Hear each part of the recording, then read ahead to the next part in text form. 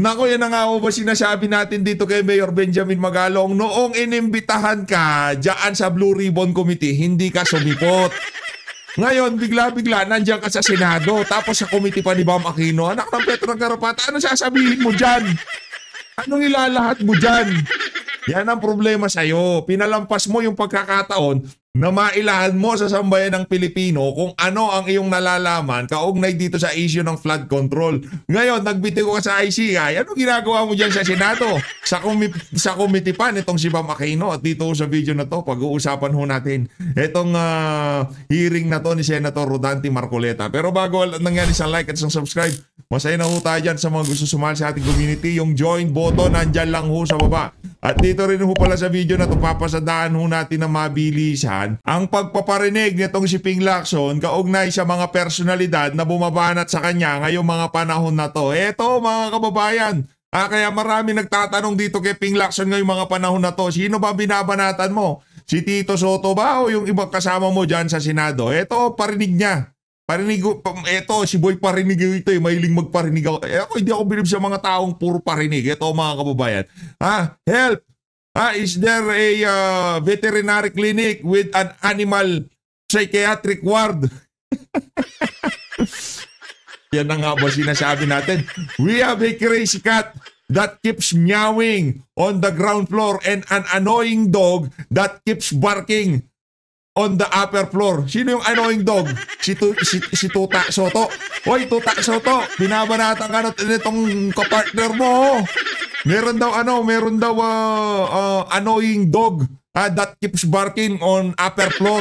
Siguro tinutukoy niya rito ground floor yun sa sa lower chamber. Yung upper floor yun sa upper chamber o yung sa Senado, House of Representatives at sa Senado. Kilala ko lang namang aso diyan sa Senado kayong dalawa nitong si Tuta Soto eh. Sino ba pinaparinggan mo diyan, Ping Lacson? Binabanata. Oy, Tito Soto, binabanata ka ng ng best friend mo. Anak ng Petro Garapata, yung keeps barking daw. Wala naman kayong ginawa kayong dalawa nitong si Tito Soto kung hindi tumahol ng tumahol para dito kay Martin Romualdez diyan sa Senado. Ngayon, hindi ka nag-hearing kung ano-ano pinag-aatupag mo. Kung ako sa'yo, imbitahan mo itong si Master Sergeant Gutesa at yung mga pangalan na binanggit niya diyan sa Blue Ribbon Committee para may pakinabang ka sa sambayan ng Pilipino, Ping Lacson. Yun lang yun eh. Imbitahan mo si Master Sergeant Gutesa, yung abogadong nagdotaryo doon sa kanyang short affidavit. Lecturein mo, tustahin mo sa Blue Ribbon Committee. Hindi yung kung ano-ano pinagdadakdak mo sa social media. Pati si Soto, binabanatan mo na ngayon. Mas mataas na rango mo sa kanya, gano'n? Di ba pro tempore ka siya Senate President? Annoying dog that keeps barking on upper floor. Kayo lang naman dalawa ni Soto ang aso sa Senado. Sino ba tinutukoy mo? Tinutukoy mo ba sarili mo dyan?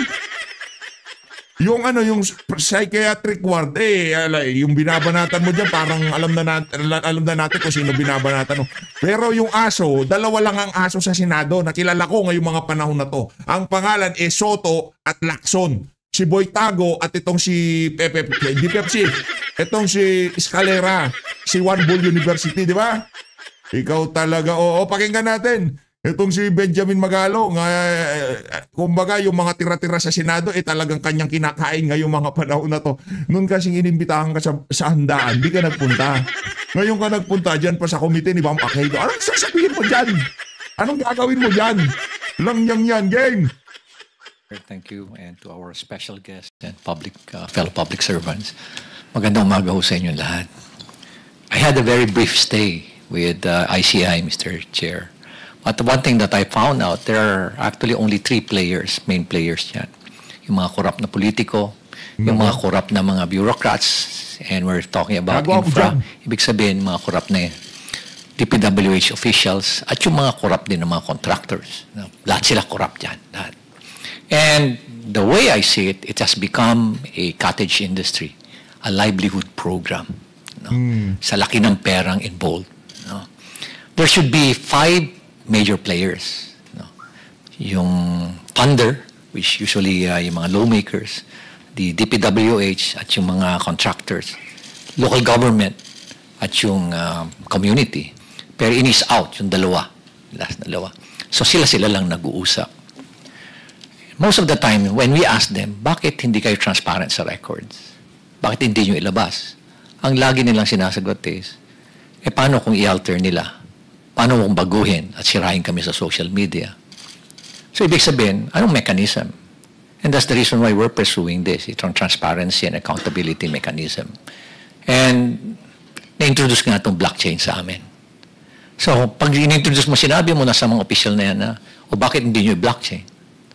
Wala na silang rason. Kasi very weak yung kanilang alibay. Nasabihin na, hindi namin gagawin yan kasi baka nakawin. O kaya baka i-alter pa, sirain pa kami. So, it's a very weak alibi, pero may rason pa rin sila. May lusot sila. I was really surprised when suddenly I was asked, or there was a press conference, without even consulting me, calling for me, and it was actually a hastily arranged press conference. Then suddenly, binabanggit na doon na, I'm not an investigator, I'm just a legal advisor, when in fact, sila naman ang gumawa nung designation na yun, legal advisor and investigator. So there were contrasting na mga pronouncement. Kakayanin ko pa yun tatanggapin ko pa yun tatanggapin ko rin na wala akong authority over the PNP CIDG, which is true. But we took the opportunity to enter into an MOU. Nakipag-MOU kami to our initiative.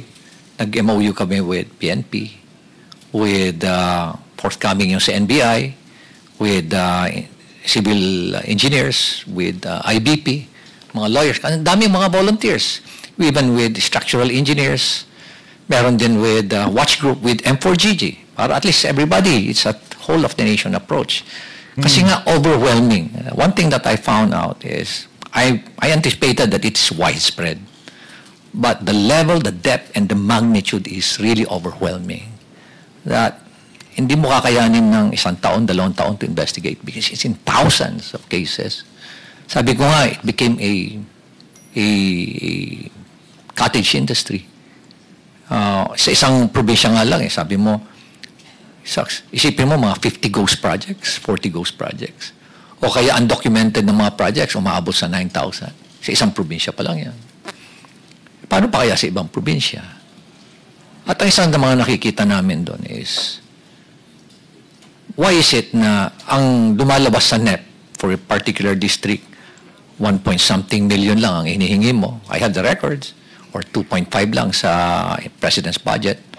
Then suddenly, pagkalabas dun sa GA, bakit umabot na ng mga 21 billion?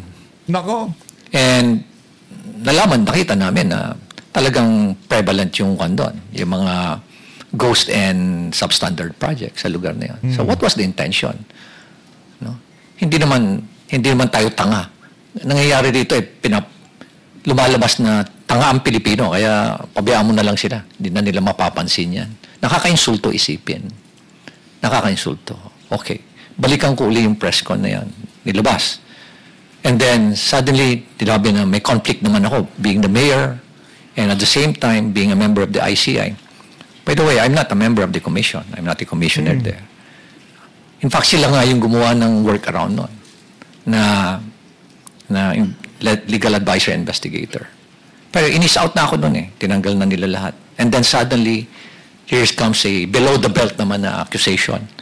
Na dahil merong project si Diskaya doon at maanumalyang tennis court. Sobra na yan. Yun ang hindi ko matake. Di ba? Parang pinapalabas mo pa na korap ako. Yan na, mag-aaway na tayo dyan. Ano? Sa una-una, sabihin ko nga, kung bulok ba ako, lalabanan ko yung mga very powerful na tao dyan. Diba? Ano lang, Mayor Benji, yung tipong, ang issue lang naman sa'yo, sa totoo lang, ano ka? Yung, paano ba? Hindi mo alam kung nasaan ang tunay na laban. Yon. Yung tipong tinatanga ka ng mga taong nakakausap mo. Yon. Ano ka, yung tipong madaling bulahin, no? Madali kang bulahin. Yun ang problema sa'yo, madali kang bulahin. Siguro yung puso mo nasa tamang lugar Gusto mo maging malinis ang Pilipinas. Kaso ang dali mong bulahin. Yung tipong pupuntahan ka lang ni Marcos Jr., saludo ka na kagad. Yung tipong mabilis pa sa 4:00, nandun ka sa Cannon Road. Yung nag-i-inspection pa yung dalawa doon.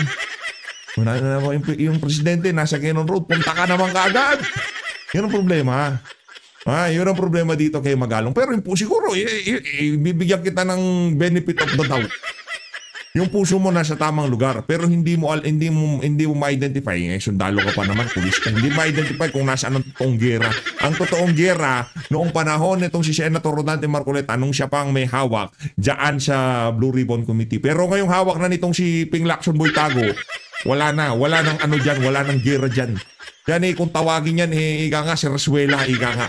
Pagka, Naki Romualdez na, naku, nagpapanik na yan. Kanino natin ibabalin? Siya tayo pupunta. Yan, ganun niya si Ping Lacson Boytago. You have to make sure that you have the moral ascendancy bago mo labanan yung mga tao. Otherwise, masisira ka din. So, nonetheless, I think I struck a nerve. No? I don't like to, expound further. Basta I believe I struck a nerve or several nerves na they panic at kaya ganun ngayon nangyari. So, I would like to end yung aking experience dyan sa ICI. But one thing that I can say is that there's no transparency. Nako! There's no transparency whatsoever. Nakita namin yan ni Secretary Vince. Tinago lahat. No? And they are just so comfortable doing it. They're not afraid. Imagine, hindi man lang nila naisip na paano ang taong bayan. Nakakainsulto pa. At ito nga, lately nga, sinabi pa na yung involved na congressman dyan, si Saldico, he did not abandon it. It was a sacrifice. My God! Nagdakaw ka ng bayan, kasi sasabihin mo, it was a sacrifice on your part. And it's not an abandonment. Ganyan na makababa yung standard natin sa Kongreso, Mr. Chair. Ganyan na ba tayo kawalang hiya ngayon? Manhid, di ba? Napaka callousness, hypocrisy. Yan. Mga magalit si Marcos at Jr. nakaka-insulto sa mentalidad natin Pilipino. Yan. Sige. So from there, Mr. Chair, please allow me to read my position paper on why we're pursuing this blockchain initiative. Go ahead. This will just take about 5 minutes, Mr. Chair. Basahin mo. Okay yan. Sa tingin natin, kasi hindi matatamper yan pagka nasa blockchain. No? Kung yan ang magiging approach ng budgeting, yung paggasta ng pera ng sambayanan, depende. Pero pagkakaintindi ko kasi natin dyan, hindi ko pagka nasa chain na yan, kumbaga yung pagka ilinabas yan, malalaman mo talaga kung saan nagpalipat-lipat yan. Ika nga, matitrace mo kagad. Dito kasi, pagka yung maleta nadala na kay Rizaldi ko, dinala na nitong si Gutesa sa bahay sa Forbes Park o dun sa McKinley Street, hindi na ho natin alam kung saan. Walang chain, ika nga. Pero pagka dito, yung pagkakasunod-sunod yung dito, itong pera na to, napunta dito sa wallet na to, ngayon, ito ilinabas, ito resibo, ito dito napunta. Wala ho kayong lusot dyan. Pero kayo ho mga kababayan, ano ho ba sa tingin nyo? Hindi yung technology ganon. Pero yung application sa pamahalaan, hindi pa ho tayo sigurado kung meron na bang gumagawa niya ng mga ibang bansa o nagmamahusay lang itong si Bam Aquino kaya naisip niya yan. Pero yung idea nandun Pero yung actual application nito sa pag-implementa ng mga proyekto sa pamahalaan, kung meron ng bansa na gumagawa niyan at talagang kitang-kita na napaka-effective ng estratehiya na yan para maiwasan kahit kakarampot ang korupsyon, pag-usapan natin. Tama yung pag-uusap na yan. Pero pagka nanakaw naman, yun din naman mga kababayan, hindi nyo na rin malalaman kung saan mapupunta yung mga pera na yan. Ika nga, double-edged sword yan. Pagka yan, napasok sa blockchain, pagka sinabi nila na-hack yan, naubos yung pera na yan, limaso yan. Hindi mo na malalaman kung saan mapupunta yan. Hindi mo naman, wala ka ng wala ka ng amla-amla dyan.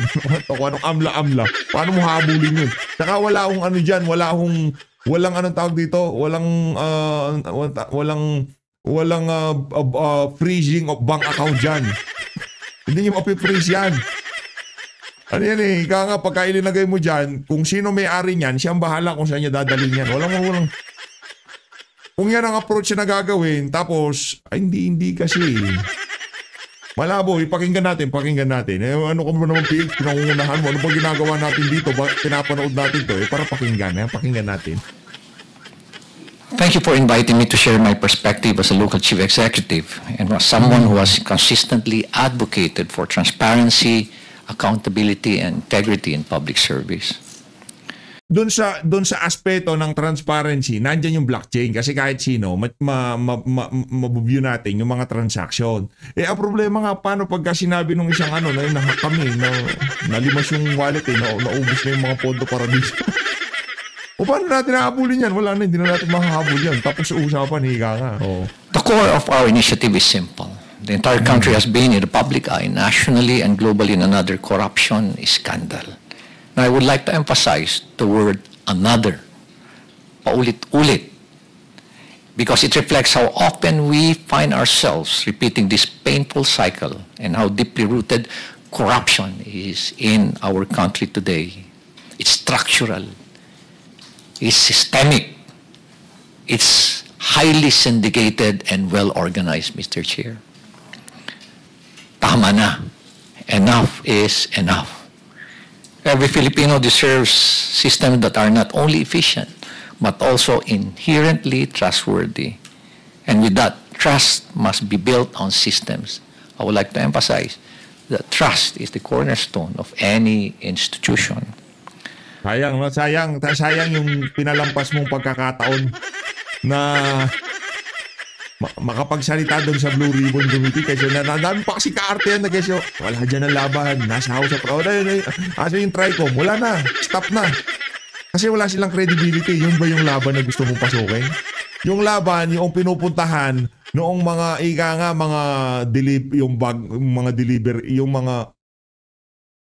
bagman, yung mga nagdi-deliver ng pera. Pero kung yan pinag-uusapan, EJK, Twadcom, TRICOM, saan na pala Twadcom? Please, Twadcom, please. Ngayon yung kami pakitahan ng mga kawalangyaan nyo dyan, please. Baguio City has made deliberate steps to use digital tools to strengthen its governance and enhance public trust. As part of our commitment to the Open Government Partnership, I would like to inform you, Mr. Chair, that in the entire world, there are only about 160 local government units who are members of that OGP.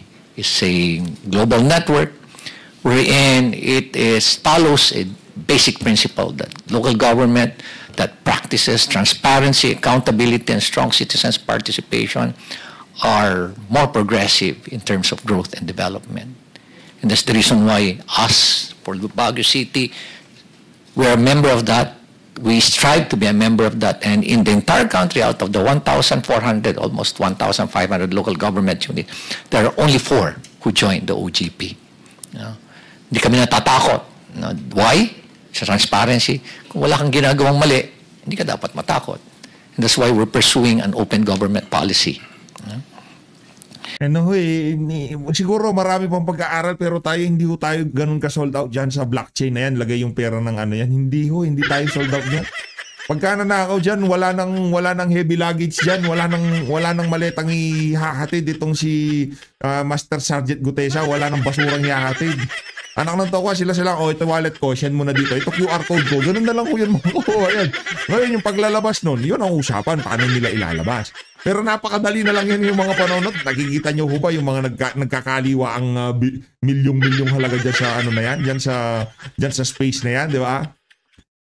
Atin dito, maganda yung transparency. Mabu-view yung bawat transaction. Pero pagdating sa security, yung paano pagkabano yung magre-release ng pera? Paano pagka nasa dyan sa ibang address, meron pa balikan doon? Wala nang balikan doon. Pagka lumipad na yan, finish na, ika nga. Magkamali ka lang ng ilang mga mga letra, numero, o diba? Yari ka dyan. Nagkamali ka ng network na pinagsendan ng, yari ka dyan. Di mo na kaya hindi tayo ganun kasold dyan. Ngayon, kung aayusin nila, magkakaroon tayo ng sarili nating paraan. Hindi kasi pagka sinabi mong ma-reverse mo na yung transaction, hindi na blockchain ang tawag doon, hindi na secure yung transaction na yun, di ba?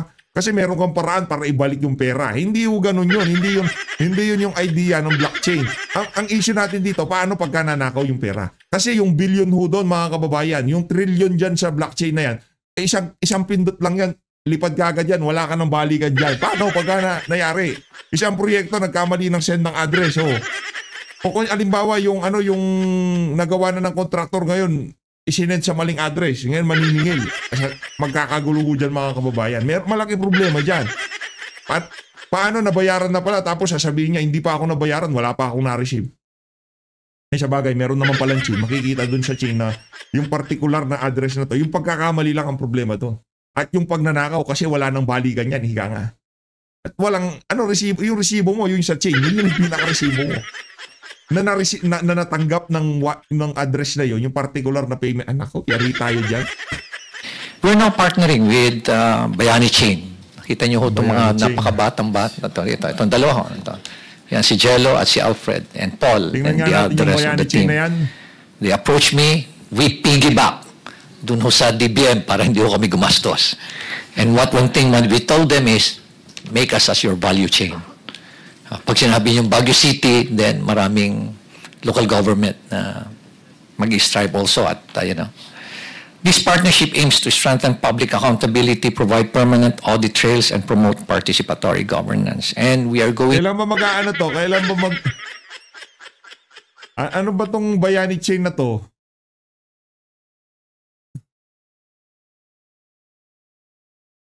Search natin mga kabayan. Pong Bayani Chain, BYC, a new chapter for blockchain innovation. Ito website nila eh. Local Roots Global Innovation Tech that Matters. Yeah, silipin lang ko natin. Tuloy lang ko natin. To go live. 2 weeks from now, magkakaroon na ho kami or next week, magkakaroon na ho kami ng capacity building today, and we go live on October 15. Yes.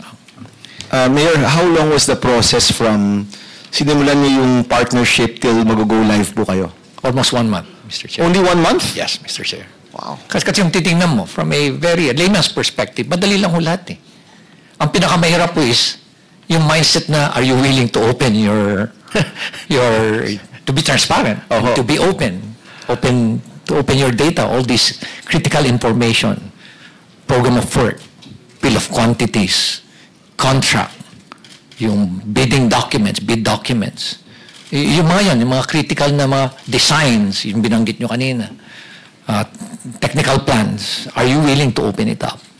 Us in the city of Baguio, we're very much willing. With their platform, we will work on digitally recording infrastructure documents, procurement records, and the city's ordinance for permanent traceability and auditability. So lahat, Mr. Secretary, as long as it does not violate the Data Privacy Act, we're going to open it.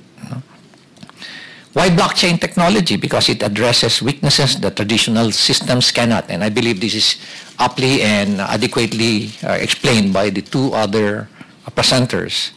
Since we signed the MOA, we've been preparing the necessary documents and records that will be placed in the chain. And we are also conducting knowledge sharing sessions and training for our personnel so that this innovation is not only technology-driven, but people-driven. Kaya nilalabas na namin sa MANCOM meeting namin yan.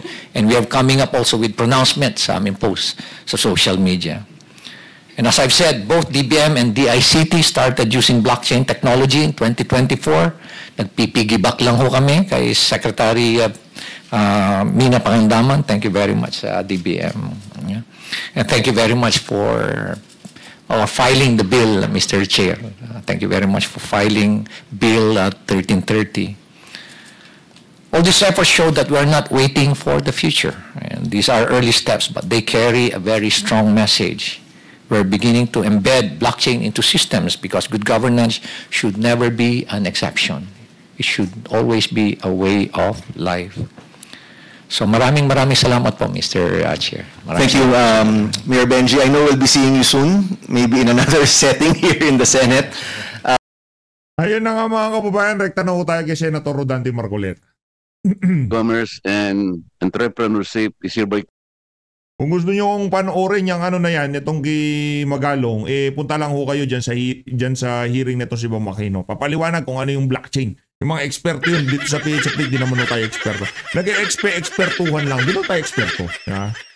Kalang binabasa lang natin yung mga sinasabi nilang pangalan. Okay, tuloy natin kay Senator tayo. Yun. Oh, nako, ito Senator For the Marcoleta. information of everyone, Rule 10, Section 13 of the Rules of the Senate provides that this committee has jurisdiction over all matters relating to domestic and foreign trade and private corporations, micro, small, medium enterprises, MSMEs, social enterprises, the promotion of entrepreneurship and the regulation of entrepreneurial practice, patents, copyrights, trade names and trademarks, standards, weights, measures, and designs, quality control, control and stabilization of prices of commodities, consumer protection, handicrafts, and cottage industries and marketing of commodities. We are pleased to inform everyone that the committee has now been duly constituted with 11 members and this representation as your chairman. As members, we have the following: Senator J.B. Ejercito, Deputy Majority Leader; Senator Risa Ontiveros, Deputy Majority Leader; Senator Francis Kiko Pangilinan; Senator Pia Cayetano; Senator Win Gatchalian; Senator Loren Legarda; Senator Mark Villar; Senator Villanueva, Deputy Minority Leader; Senator Christopher Bongo; Senator Amy Marcos. They are joined by our ex officio members, namely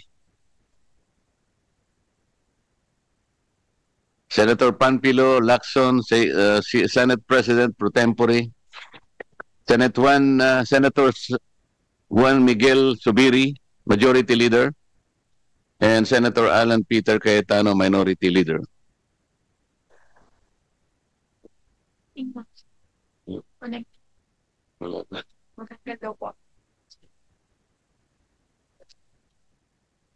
Wala si Secretary, may sulat siya sa akin eh. She's attending what? Malacanang. Malacanang. Malacanang po, Mr. Chair.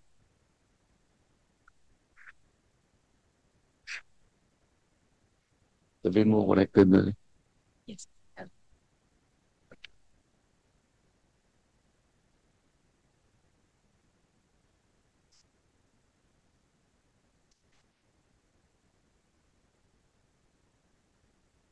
I was informed that the DTI presentation is composed of 3 topics. Yung first topic is DTI Priority Legislative Agenda by ASEC Christian Ablan. And then it will be followed by the second topic, Philippines External Trade Relations, USEC Alan Jepti. And the third presentation is on implementation status of recently enacted measures by the committee in the 19th Congress, ASEC Christian. Dalawa yun sa'yo. Salamat pala, Secretary Jepti, nung pinadala mo sa aking picture sa Viber. Ngayon ko napag-alaman na may dugo pala akong Kastila.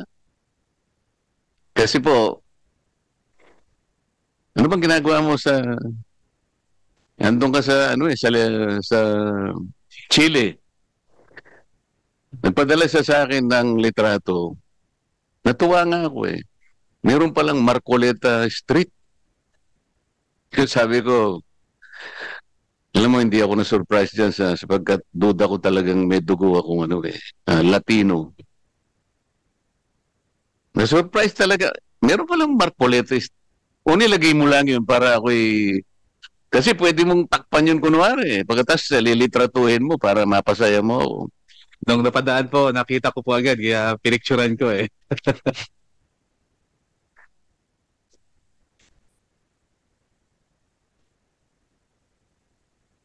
At this point, ladies and gentlemen, the chair would like to acknowledge the presence via Zoom by Tita Ganda, my kumare, Senator Loren Legarda, Thank you, ma'am, for your presence. Kahit na alam kong papunta ka dyan sa Nueva Vizcaya State University to receive the distinction of honoris causa. Senator Kumare, good morning.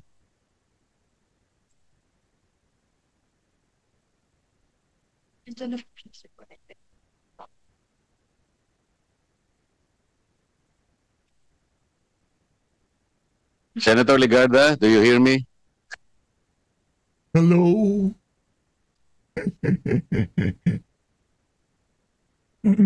Okay. Am I online? Yes, ma'am, you're online. Just a Loud minute. and clear. Audio, please. Thank you, Senator Marcoleta, for having me on Zoom. Yes, as author of the Magna Carta for MSMEs, and as author of the OTOP law as well, and other laws where the Department of Trade and Industry is the implementing agency, including the Philippine Innovation Act, where DTI and NEDA are the implementing agencies. I have many questions for the agency that you are hearing now, and I would also like to record my presence serving as quorum for Senator Marcoleta. Thank you. Thank you, Kumare. Did you hear my opening statement when I introduced you, my tita ganda, my Kumare? Oh, thank you so much, Senator Marcoleta. Why do you call me tita when you are my tito? Yes, but thank you very much. If your hearing will last till this afternoon, I will try to join you face to face because I have many questions. But these are the questions that I am saying now. First, I'd like to know the status of the Philippine Innovation Act. I would like to know the Innovation Council that was set up by the law and the DTI and the NEDA's coordination on innovation. This was way back in 2019 or 2020. It's been 5 years. Another is the creative industries. The implementing agency is the Department of Trade and Industry. It was Kong Tof de Venecia of the House, who was the principal author, and Coco Pimentel then in the Senate while I was in the House. I'm one of the co-authors. And as the Senate Committee Chair on Arts and Culture, which includes the creative industries as well, I'd like to know what the DTI is doing to help the sectors covered by the creative industries.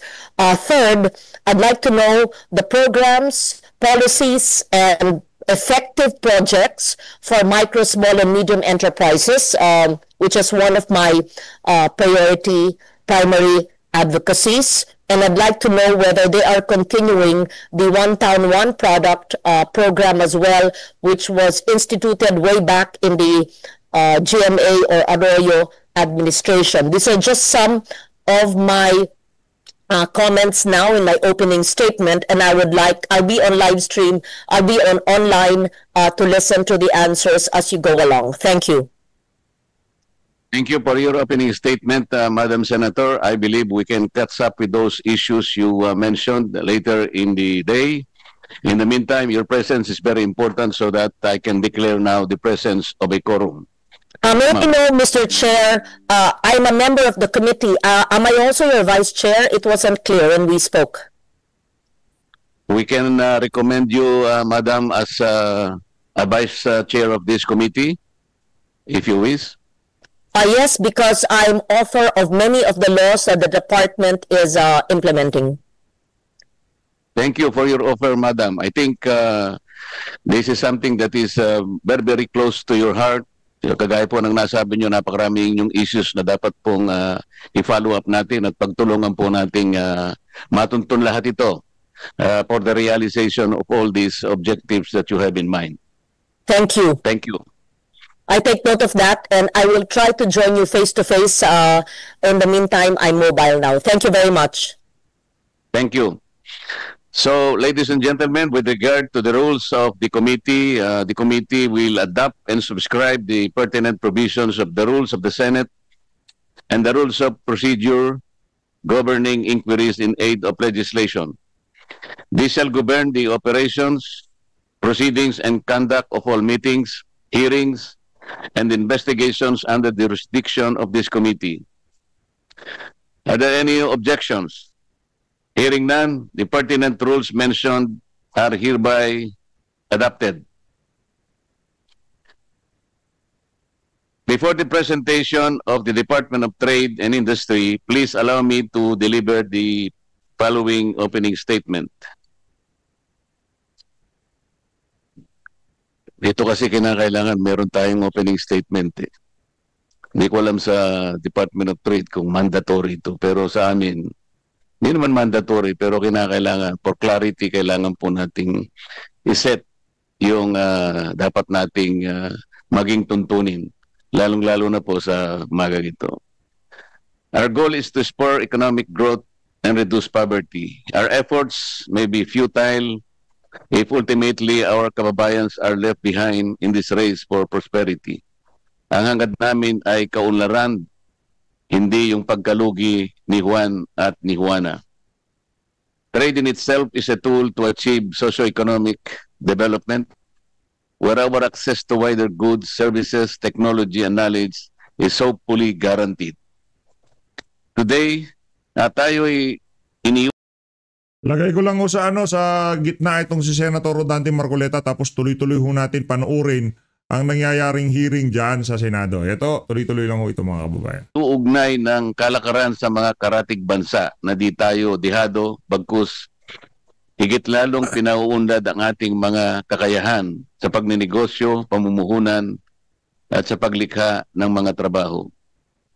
We work towards price stability where the Filipino consumers could afford their needs and assured of the right to a quality standard. Mura at di kalidad ng mga produkto. Patuloy tayo sa mga hakbang na gawing patas at ligtas ang ating mga consumer, maging mga e-commerce platform man yan. We are here to continuously find the true Filipino brand where our unique identities and talents are protected. We harness Filipino creativity where the best and brightest in our league find their center stage.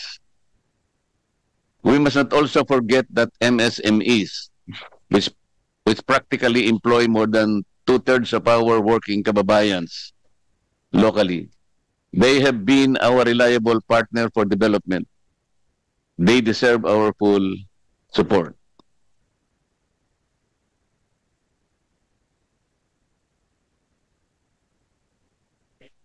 May I now request the committee secretary to acknowledge our resource persons today. Thank you, Mr. Chair. Good morning, everyone. I would like to acknowledge the presence of the following resource persons for our organizational meeting and briefing of the committee today. From the Office of the Secretary, we have ASEC Marcus Valdez, ASEC Tanya Coronongan Viado, Mr. Don Emmanuel Lima, and Mr. Lionel Cortez. From the Small Business Corporation, we have President and CEO Mr. Robert Bastillo and Senior Vice President Mr. Angelito Acupan. From Design Center of the Philippines, we have Ms. Maria Rita Matute, the Executive Director. From the IFOFIL Intellectual Property Office of the Philippines, we have Attorney Nathaniel Arevalo and Mr. Jude Martin Zoya. From Construction Industry Authority of the Philippines, we have Attorney Jerome Matas, Ms. Mary Ann Pinlag, Mr. Rosel Racelis. From the Philippine Trade Training Center, we have Attorney Kevin Shelo. From the Bureau of Import Services, Industry Development and Investment Promotions Group, we have Ms. Maria Gizalim. And we have the Assistant Director, Mr. Armando Mercado Jr. From Consumer Protection and Advocacy Bureau, we have Attorney Cheryl Carbonell and Ms. Maria Abigail Cabasaan. From the Fair Trade Enforcement Bureau, we have Ms. Katrina Miranda. From International Trade Group, we have Undersecretary Alan Jepti, who will be presenting later on. We also have from Supervising Head Regional Operations Group, Yusek Lantoyona. We also have ASEC Grace Baluyan, ASEC Dominic Tolentino Jr., ASEC Leonila Baluyot, Director Emma Asusano, and Miss Maricor Banaga. From the Management Services Group, we have ASEC Michael Christian Ablan, together with Shana Arnidoval. From the Finance Service, we have Maria Asuncion Cruzada. From the Planning and Management Service, Engineer Robert Arceo. From Supply Chain Logistics Group, we have Jonathan Cabaltera, Miss Monique Amante, Miss Taltrelye Lugtu, Miss Bianca Asiñas Aga. From the Philippine International Trading Corporation, we have the President, Miss Mary Tong, Attorney Maria Takdakgis, and Mr. Oliver Magpili. And also we have Mr. Manuel Elima III. From Cooperative Development Authority, we have Ms. Seri Reyes. We have Attorney Sheena Rima, Ms. Phoebe Ross Cotolete, and Attorney Sheena Rima. From the Liaison Office for Legislative Affairs, we have Maria Concepcion Simeon, Mr. Francis Sune, Mr. Bonnie Antolin, Ms. Jerica Ramirez, Ms. Patricia Austria. From the attached agencies of DTI, from the Bureau of Investment, we have Attorney Paula Mariviador and Mr. Christian Salcedo. That's all, Mr. Chair. Thank you for your presence in this committee hearing. This is the first hearing after its organization, as you have witnessed. Salamat po sa inyong panahon at alam ko pong kayo'y busy-busy rin. Ngunit kailangan po nating isaayos ang maraming bagay, lalong-lalo na po yung mga premises na tutuntunin po ng ating komite sa tulong na rin po ng inyong departamento. We shall now proceed with the presentation. We have intimated earlier that it will proceed as follows. The first presentation will be the DTI's priority legislative agenda, followed by the Philippines external trade relations, and finally the implementation status of recently enacted measures by the committee in the 19th Congress, in that particular order. So we call now on ASEC Christian Ablan. Thank you, Mr. Chair. Good morning po. Good morning also to Senator Legarda. On behalf of Secretary Maria Cristina Aldeguer Roque, it is my pleasure to share with you the updates from the Department of Trade and Industry. The DTI was created under Executive Order number 133 of 1987. And next slide, please. We will show you the main mandates of the DTI. First is on international trade and foreign investments. Second is on consumer protection and fair trade. And finally, on MSME development. Next slide shows you that the DTI mandates have been divided into 4 organizational outcomes. Our first OO is on exports and investments increased, and that's under our Exports and Investment Development Program. Our second OO is on industries developed, and our third OO is on MSMEs assisted and developed. And finally, we have consumer welfare enhanced, divided amongst consumer protection program and consumer education and advocacy program. Next slide. Under the leadership of Secretary Maria Cristina Roque, she has instructed us to focus on international trade, export and investments promotion,